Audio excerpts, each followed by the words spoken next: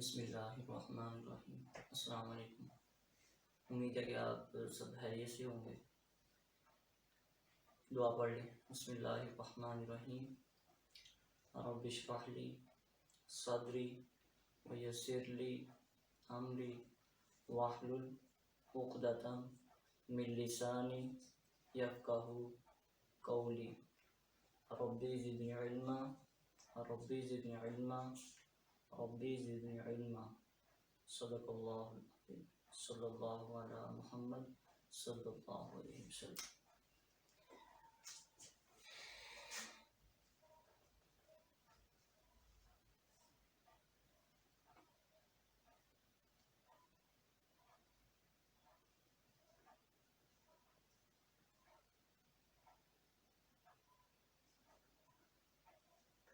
Chapter number 3 का जो last topic है द वैरेक्टर डायोड।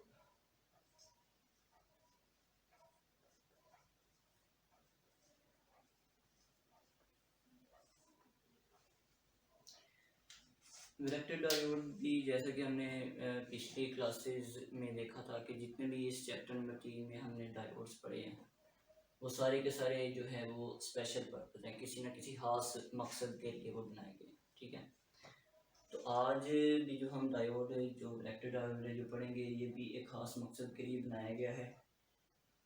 ये बेसिकली एक पीएन जंक्शन होता है।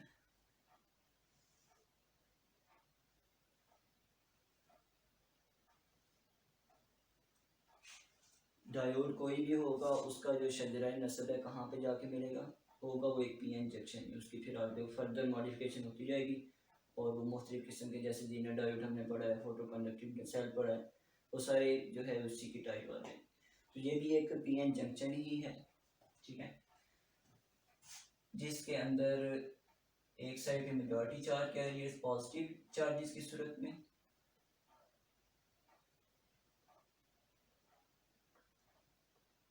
और एक साइड पे जो है माइनॉरिटी चार्ज कैरियर्स,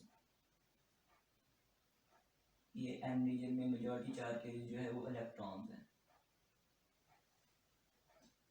ठीक है, अब जब हम इसको फॉरवर्ड बाइस करेंगे या रिवर्स बाइस करेंगे, फॉरवर्ड करेंगे तो ये आम डायोड की तरह एज इलेक्ट्रिफिकेशन के लिए काम करेगा, लेकिन हमने इसको चूंकि बनाया ही रिवर्स बाइस में काम करने के लिए, तो ठीक है, तो इसको हम इस्तेमाल रिवर्स बाइस के दौरान करेंगे।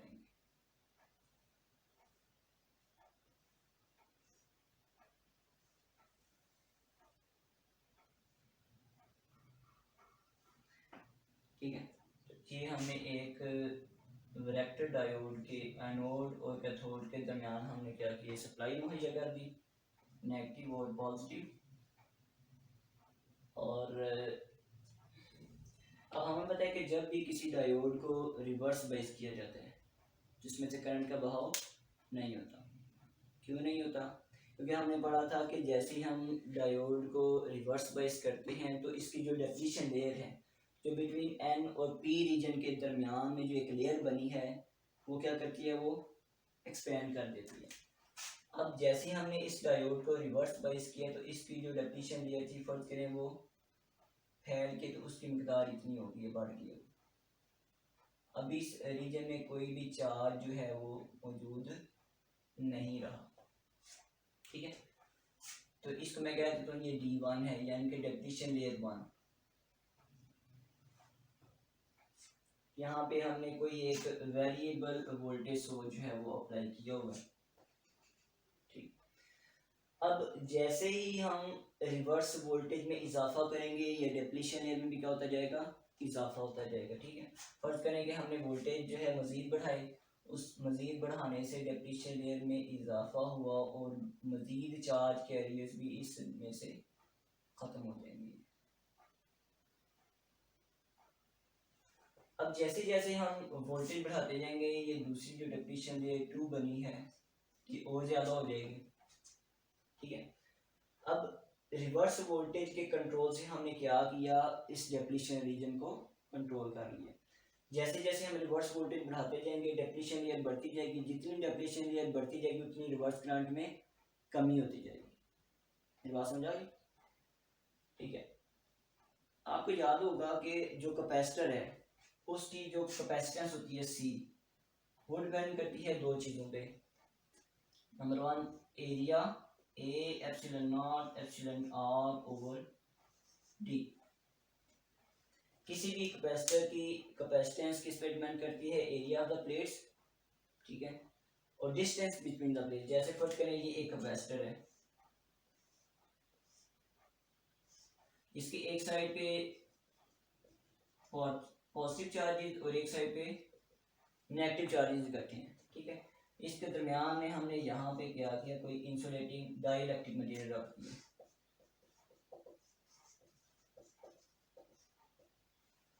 ठीक है। अब डाइलेक्ट्रिक की जो विड्थ है वो कैपेसिटेंस के इनवर्स प्रोपोर्शन है, कि जितनी ज्यादा विड्थ होगी यानी कि जितना हम मोटा डाइलेक्ट्रिक इस्तेमाल करेंगे उतनी कैपेसिटेंस कम हो जाएगी, और जितना हम छोटा या कम मोटाई वाला डाइलेक्ट्रिक रखेंगे उतनी इस कैपेसिटेंस बढ़ जाएगी। अब सेम बिहेवियर यहाँ पे हो रहा है, क्योंकि डेप्लीशन लेयर के अंदर जो चार्ज की मिकदार है वो क्या होती है? जीरो। वो एरिया न्यूट्रल होता है, वहाँ पे कोई किसी किस्म का चार्ज नहीं होता। अब एक साइड पे पॉजिटिव चार्जेस है, एक साइड पे नेगेटिव चार्जेस है, तो ये एक कैपेसिटर का बिहेवियर बन जाएगा, ठीक है। जिससे क्या होगा, ये जो डेप्लीशन लेयर है ये काम करेगी बतौर डाइलेक्ट्रिक, डाइलेक्ट्रिक के तौर पे ये काम करेगी, और एक उसकी साइड है पॉजिटिव प्लेट बन जाएगी और एक साइड नेगेटिव प्लेट बन जाएगी। अब जैसे जैसे डेप्लीशन लेयर बढ़ेगी, डेप्लीशन लेयर के बढ़ने से कैपेसिटेंस की कैपेसिटर की कैपेसिटेंस क्या होती है? कम होती जाती है। तो इस तरह हम एक वैरेक्टर डायोड को बतौर वेरिएबल कैपेसिटर डायोड इस्तेमाल करते हैं। किसके तौर पर इस्तेमाल करते हैं? Variable capacitor diode. कि हमने क्या किया, रिवर्स वोल्टेज को वेरी फाइन ट्यून करके उसको थोड़ा सा इंक्रीज करेंगे, उससे डेप्लीशन लेयर में थोड़ा सा इजाफा होगा और कैपेसिटेंस में भी क्या हो जाएगा? उसी लिहाज से कमी हो जाएगी। और अगर हम इस रिवर्स वोल्टेज को कम करते हैं, रिवर्स वोल्टेज को कम करने से डेप्लीशन लेयर कम हो गई, ठीक है, उसके कम होने से कैपेसिटेंस बढ़ जाएगी। तो इसी खसूसियत की बिना पे इसके और मुख्तलिफ जो नाम हैं वो हैं जी वेरिएबल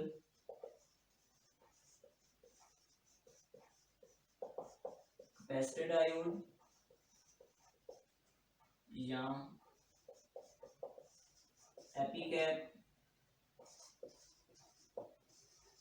वेरिकैप, ठीक है।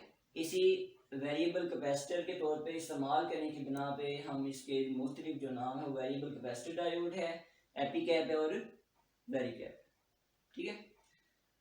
इसी खसूसियत की बिना पे इसका जो हम इस्तेमाल ज़्यादातर करते हैं वो करते हैं बतौर ट्यूनिंग सर्किट्स में।